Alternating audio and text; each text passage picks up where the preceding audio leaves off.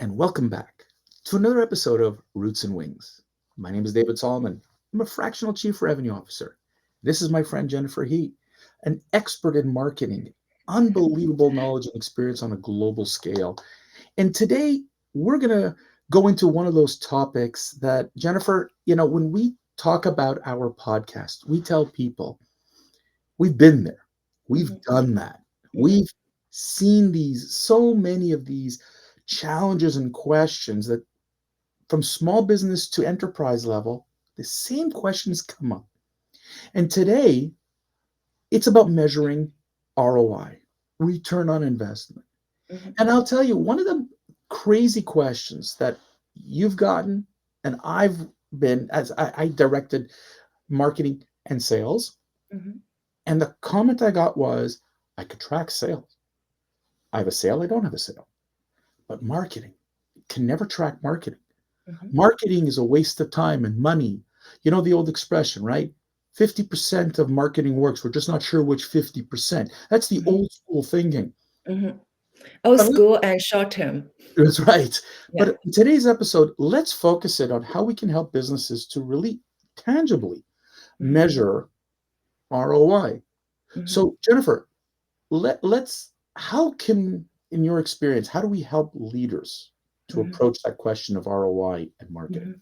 mhm, mhm. First of all, I empathize with that pain, like not knowing what marketing is, what kind of results um, marketing can drive. Like I have a business owner, small business owner, told me like I never understood marketing and what does marketing do for me. So again, let's clarify what marketing is and use a very simple sentence. Marketing generate leads and get attention. So, we can measure that. But before we do that, let's talk about the problem. Because if you do not know like how to measure this, and this will lead to, I would say, inaction and guessing. So I see a lot of business owners, you know the stats, David. Hmm. 98 or 95% of small business fail, right? So they were stuck there, you know, in action for like too long a time. Hmm. Then they go down the drain. Right. So ROI of marketing, and I would say this question is too broad. You need to break it down. So getting attention and getting leads. So those leads can be measured. For instance, if you go to a networking event, it doesn't have to be your own event. You say, okay, I meet how many people at that event? So you need to have we say objective going to that event. If I know there are like 500 people at that event, you can set a goal to say, I want to talk to 10 people, and three of them, I want to have a um, more like um, deeper conversation. So you can have that, objective going into it. We say, okay, those are your target, right? 10 out of 500. I wanted to be realistic, not like I wanted to talk to 100 people. So 10 out of 100, but three, I have a deeper conversation. So what do you need to do? You need to study the event before you go, right? So there are a lot of homework that we need to do as a business. If you don't want to do, you can have, do it with me strategy, like Right. as a consultant to do it with you, or as somebody else, your colleague, you know, or a consultant or advisor to do it for you. There are specific techniques that you can do. Um, it's like, because you have this mindset like, oh, marketing, I don't know how to measure marketing ROI. I'm not doing anything. Right. So I will just give you an example. This is a very small example, very small numbers. What I'm saying is we need to chunk it down to small tasks Right. so you know what to do. And Mhm. there are measurements, after this and that you can follow. No, it's an interesting thing what you said, and you said marketing has two main objectives: Mhm, communicate, generate leads. And I think where people are missing out on is that this is the first domino of the sales cycle. mhm, Communicate. And if we don't communicate effectively, there are no sales. It's really, really hard. And if I don't communicate right, it's harder for me to generate leads. So you're right. The first thing is when I'm communicating is, can I measure how do I measure that I'm communicating right? And I think what you said is very apropos, is like, if I communicate right, I'll generate quality leads. mhm, So I think the first measurement, I think that, like you said, the first question is, are we generating quality leads? Because at the top of the funnel, and we talk about the top of the sales funnel all the mhm, time, we're mhm, expecting our sales team to fill that funnel, mhm, and it's with magic and, you know, but it's, what do we want our salespeople to fill the funnel with? mhm. Names in the yellow pages, it doesn't do anything. You want Yeah. the right So information. if So you want big data, I can give you big data. yeah, you go with big data, but Yeah. if marketing doesn't help to define who we're targeting and why, Mhm, mhm, lead generation is almost impossible. mhm, So I believe, I think that what you're right is, let's if it's at the beginning, it doesn't have to be at the end of the funnel or at the mhm, close. It's at the mhm, beginning. mhm, Are we bringing in quality? Is the phone ringing? To use the proverbial statement, are we getting mhm, emails? Is our mhm, website getting the right, questions? Are mhm, our salespeople getting more appointments mhm, because we've brought in the right leads? mhm, My favorite story of tracking, when it comes to marketing, was when the marketing department said, "Look at all the leads we brought in," and the head of sales going, "Great," but 99% of them were there for the iPad. mhm, They weren't there for my presentation. They weren't there for it. They wanted the iPad. So you mhm, didn't bring me the leads. So mhm, you can measure, but you got to measure smartly. mhm.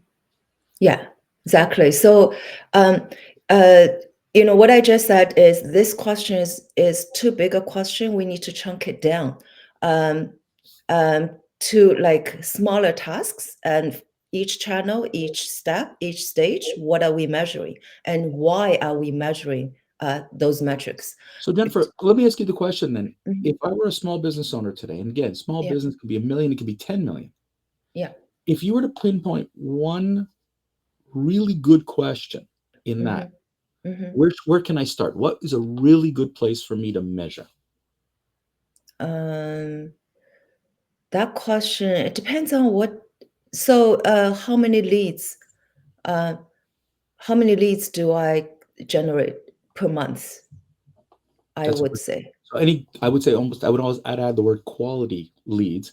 If I'm generating a growing number Yeah, or a steady number of yeah, quality leads, yeah, that's a fantastic, yeah, smart, small place to start. I yeah. love that. Um, Um, the quality part is because you add an adjective, right? So I I'm immediately thinking about a CRM because the quality, internally, the business, you guys need to discuss what quality means. so that's the predefinition, and this is what I was saying. If we predefine, and we talked Mhm. about this in other podcasts, Yeah. so please, folks, if you haven't, go listen to our previous podcast. Oh, it's there. But if you've predefined your ideal customer profile, who is buying from you and why? Mhm, And that's really the simple. Who is the best customer you can go after and mhm, why they should be buying from you? And mhm, you've copied that with other leads. That to me is a quality lead. mhm, That's what I'm looking at. I'm looking at mhm, that kind of in the definition. mhm. That's what I mean by quality. So would that fit as a good metric? Uh, sorry, Would I would lost. sorry, no, would if so when you said you were questioning my thing about Yeah, quality leads. yeah. So the question is this a good measurement? Leads or quality leads or both? Leads or quality leads, both. Well, okay. because then you know, like your message or your channel, because there are so many variables, right? But over time, and what I meant is look for the pattern, um, so that you can have that insights cumulatively, Right. doing what you do. What uh, I wanted to point out, like, don't let this how do I measure you ROI get you into inaction. Uh, but then when you take actions, take it strategically, like um, measure meticulously, measure out your channel, your each step, your process. You need to have a playbook. Yeah. That's what I'm saying. Like that's more Absolutely. strategic. Don't let this question or your own mindset get you Right. stuck. Right. And Jennifer, one of the things we've talked about was, when we were, we always people say, "Oh, growth is smooth." Mhm. Growth should just be a perfect line straight up, and we No, know it doesn't work like that. no. So, That's why, I used to say our education system failed us. yeah, Because absolutely, all the curves, all the smooth imagine, curves, like, all yeah, when we regular grow smooth, up, we you go know. to grade school, then university, then have a job, then you get promotion. Yeah, So most people, their thinking is linear, but in business, it's, the growth is spiral. It's not linear. right. So, Right. what one of the things that you and I have talked about was, because growth isn't smooth and linear, you Hmm. can't look at a 1 week or a 1 month and say it Hmm. worked, it didn't work. Hmm. It's more of like, yes, I can sit here and saying, wow, this month we didn't generate a lot of leads. Hmm. Oh, that doesn't work anymore. Hmm. Hold That's on not for true. just a second. Yeah. Are you really analyzing everything around it? Hmm. The external factors, the internal factors. Hmm. You know, it's my joke right now as we're heading towards the Christmas break. Are you Hmm. going to get the same number of leads in December as you would in No, September? no, the same number of sales. Right. So Yeah. we need to be realistic. And like you Yeah. said, I love that statement. Growth is spiral, not linear. And sometimes we're doing this and sometimes Yeah. we're doing this. So if Yeah. you're just listening to this podcast, I'm sorry, Yeah. folks, my fingers are moving in different directions. But let's talk about some tips, okay, for business owners, right? So Mhm. where should they start? Like, if I'm just diving in for the first time, Mhm. where do I begin my journey of looking at the ROI? Um, I would say have your playbook done. Like, I used to do not I used to, I'm still doing that. With business owners, I do an assessment first Hmm. because a lot of them are not systematic in the area that we have expertise in, say sales and marketing. A lot of them got some success without knowing, like, they're doing right or wrong, and accidentally, or they do it right, they had some success, but there Right, is no system behind it. So after I do an assessment, and you will see what marketing means and the whole picture, then right. we go from there. Because I recently had a client, I cannot disclose where, what business she's in. We have But NDAs. after We the have NDAs assessment, everywhere, Jennifer. It's yeah, okay. she had exactly the same thing. She was like, I don't know, like, with all those things, what the results can be. Then I say, let's do an assessment of your business growth and your marketing growth, you know situation. Then after the assessment, I prioritize, all those initiatives with her.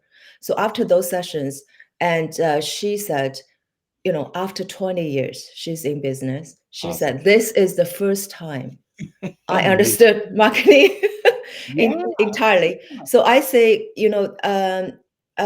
yeah, so have a I would say playbook, or have a big picture, then where marketing is, where sales is. Then we say, which channel, and in this channel, what do we measure? Then figure out all those measurements. And also, I wanted to say, sales and marketing, different from science or engineering, is, part of it. It is art. Yeah. So the art part, and we need to have an agreement, like how we measure that. Right. Those are qualitative. I wouldn't say metrics, but Mm, qualitative uh, aspects. Because in sales and marketing, we say we capture people's emotions, and I often tell business um, owners, like, emotions are data too. right. Right. So never So ignore that. I got to tell you, when we look at playbooks, and I agree with you wholeheartedly, and I do the same thing with my clients, and I tell this to people, and they can do this on their own, by the way, Jennifer. I mean, Yeah. bringing in outside help is always good because a third party sees things that you don't see. Because Yeah. what's the old expression? Can't see the trees through the forest. Mhm.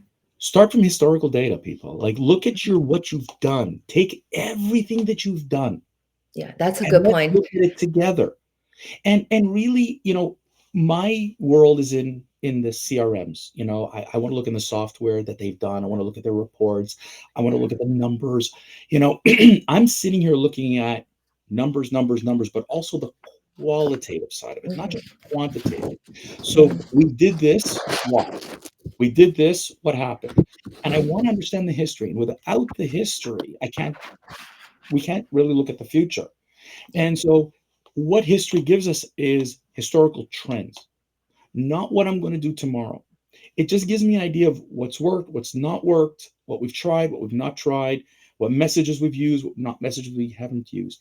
And I don't get into the marketing side of it, but Mhm. on the sales side, and it really relates to marketing.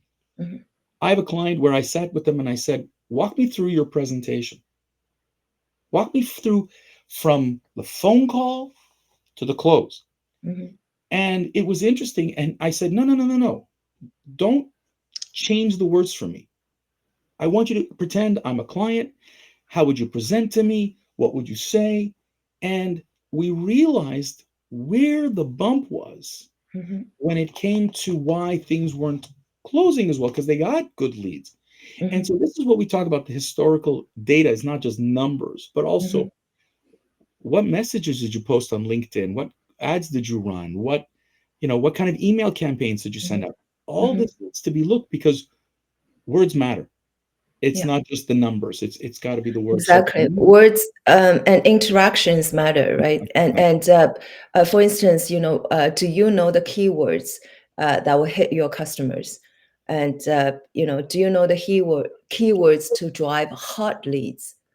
So yeah, I recently we had a client, like, we tried, because I always wanted to be at the front line. So we mm, tried uh, different keywords.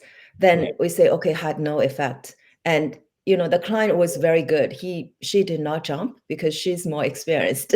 right. Then we say, okay, those keywords, when we interact with Hmm. customers, they didn't work. Then she gave us a bunch of others. So we're going to implement that at the front line next week. Right, right. What I'm saying is, always take and every moment as a learning opportunity. So that's a growth mindset. Yeah, Fixed mindset is always blaming, like, right. right? And So it's not working, then but it's not working because you don't want it to work. right, right. And it's interesting because um, one thing I heard a great presentation yesterday, and when I'm Mhm. selling, they broke it down to what's a strong communicator. And I'm not sure who are the source of this statistic, so I apologize. But they said only 7% of what you say Mhm. matters. Mhm. 30% how, and 55% is the body language. So in marketing, we don't have the body language. Mhm. We have the content and the how. So imagine how hard it is for marketing to communicate without the body language. So Mhm. for me, why historical data is so important is how do we really track down the content and how we said things so that when we do go to market, when we do sell, we can the right body language, right, everything is in there. And I find that truly like, and that's why I think historical data is so so so critical. Mhm. But we talk about another step, and then that is tracking. Today we have so much information, and if you're not taking advantage of the tools today, Mhm. you know, we're missing out. Yeah. Jennifer, in your experience, as a small, again, talking to a small business or a large business, Mm, mm. what should they be tracking? uh, Medi- every step, every channel, if they have the capacity to do so. If not, like, let's define some key metrics that we should be tracking.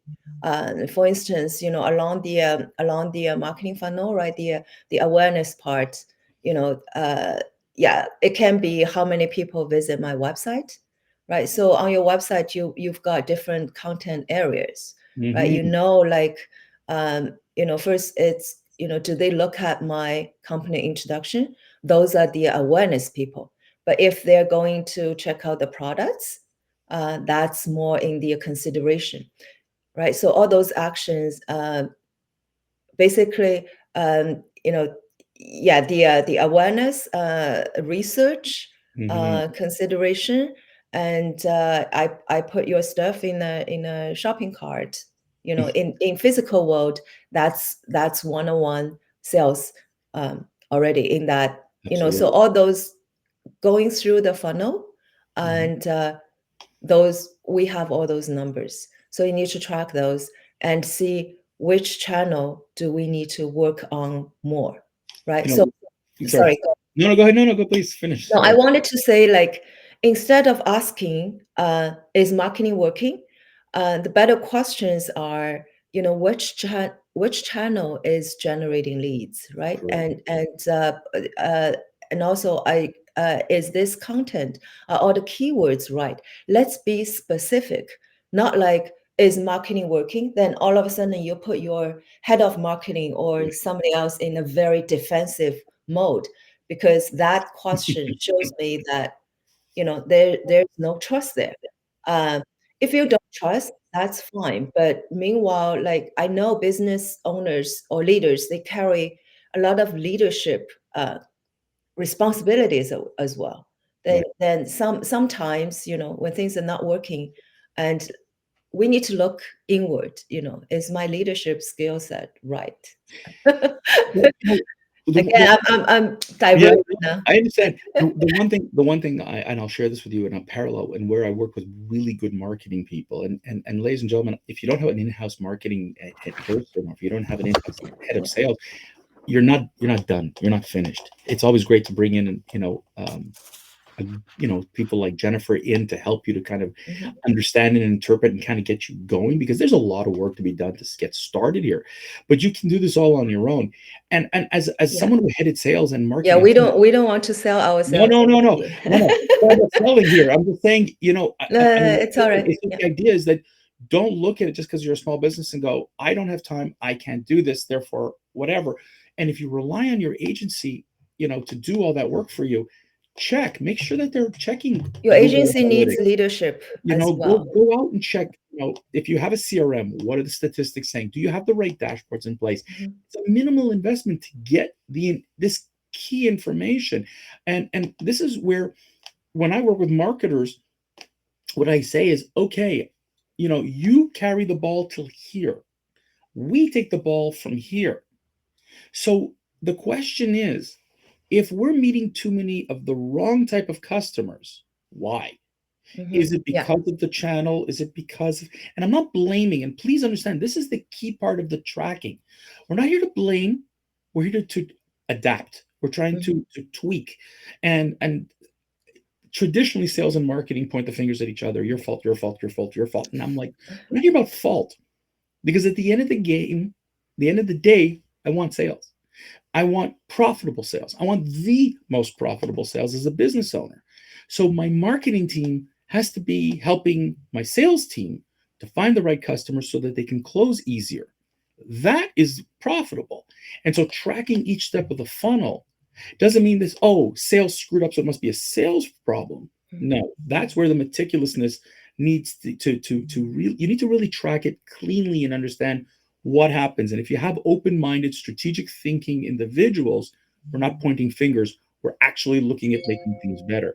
We're like really like getting there to, so like let's go to another tip, and I think you said talked about looking for like patterns. Like let's look for, what's going on, because I think you and I joked offline, Mhm, perfection is in the next life. mhm, We want patterns. What mhm, are we looking for, Jennifer? What would mhm. you tell a business owner today what they should be looking for? You pointed out earlier, it's not like every day the sales are like the same, right? So a pattern can be seasonal. I think in retail, retail people know that it's the Christmas season. Every product is different, every service is different. You Mhm. know, it, yeah, sometimes you need to capture like just two big sales season in a year, and your whole year target is done. So this is what I'm saying. Like, which months can be your uh, peak months, Mhm. and what do you need to do before that? So those are the patterns. But for some businesses, it's the channel. Like, what channels work for me, right? For instance, in financial services, we know capital markets, and your pattern is really conference. So retail kind of play doesn't really work for you. Right. So the conference is your marketing, It's right? a great point. That's a phenomenal point. And I'll tell you, the terms of the patterns also, it's look at your sales cycle, the length of your sales cycle. And that's where it also will determine a lot of your marketing initiatives, and we always look to shorten it. We always want to shorten our sales cycle. And some businesses, maybe. Some businesses not possible. It's really not. If I'm buying airplanes, my sales cycle is going to be long. And so then the question is, what do I need to do to communicate best? I mean, you think about it from this perspective. Let's take airplanes, right? What marketing does Boeing or Airbus have to do to catch an airline's attention to come and buy? Because this is a big expense and it happens only so often. And so they're looking at their previous patterns and they're looking at ways to try to close, to ensure that their salespeople can close the deal. What works in your business? I think this is the question: is what has worked? Start with what's worked and Mhm, then ask yourself why. Looking mhm, for those patterns is always asking why. mhm, What did my sales team do? Where did we communicate? How did we communicate? What mhm, message did we deliver? Maybe one sentence you said in your communication triggered.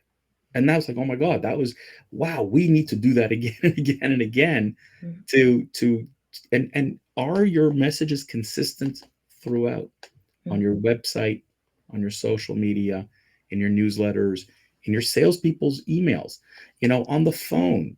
When you're going to networking events, Jennifer talked about that at the beginning, and how we joke how you and I met at a networking event. Um, Networking is key. Am I driving the same message? What works? Look for those patterns, and mhm. then copy paste, copy paste, copy Yeah, paste. and the pattern can be channels, right? For instance, Yeah, some people found different social media platforms. Some people found LinkedIn is their channel. Some right. people found Instagram. So those are the patterns as well. So yeah, We give got to us keep some it up. examples. So let's wrap this up, Jennifer, as we wrap up another one of our episodes, and we hope that you've enjoyed this, Yeah. folks. But like, the idea for us today, really, and we hope that you understand today, measuring ROI, it's not about one perfect number, right, Jennifer? Like, really, what is then therefore, in your, if you can just sum it up for our listeners and our viewers, what is measuring ROI all about? It's about performance, I would say, but don't let that big question or only one big number, overwhelm you, basically. So overwhelm you into inaction or guessing, and and get stuck. So use every opportunity as a learning opportunity, and a research opportunity to drive insights. Um, so that's what I would say. And we talk about historical data. So what have you done? You can analyze. But I wanted to add one more point: is if you do not have historical data, make historical data quickly. For instance, take action. Then when you take action, you will have some result, and measure that. And basically, don't let ask the right questions. Don't let one big gigantic question overwhelm you and stop you. That's Even what the I want biggest to say. even the biggest companies are not looking at the big number ROI. Mhm. Everything is in very small chunks. And I think what you said earlier is like everything we do, every action contributes to the end, the big end result, which is sales. We Yeah, understand that. But along the lines, if we break it down smartly yeah, into chunks and yeah. we measure the chunks, then we understand where the bottleneck might be or where the opportunities may lie.